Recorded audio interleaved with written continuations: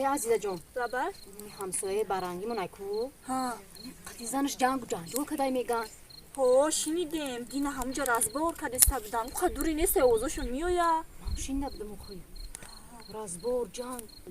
رازبور ای فقط هر دویم جنگ میکننی اخبت یو چی میشیده باشه و میدونم دویم جنگ میکننی هر روز ما وقت میارم گوش میکنیم بیزار شدیم ای جنگایم یو سوز نمی دایم دبورای موقع میزنه با هنگامی که نمیسته خیلی ما کلمه کن میگن که پل بطور همسایه خوب بخواب چاکر موقع رئیس حساسی تینج سلامتی خوبه همه طرفات کجا پرن شما همین تا یک گفتم یک بگذارم یک خبر رئیس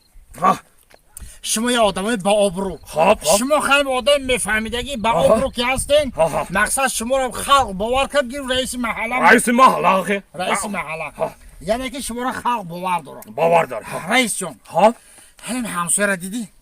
همین همسایه دایم گپای ما را گوش میکنن سیل شدیم دلگیر شدیم فقط گپای ما را گوش میکنن در برای ما گپ میکنن چی چورا کنیم همین را یکم خلاصه برای با شما خیلی با کمتر با معرفت ترین با عقل ترین اکا موقع جان هلا با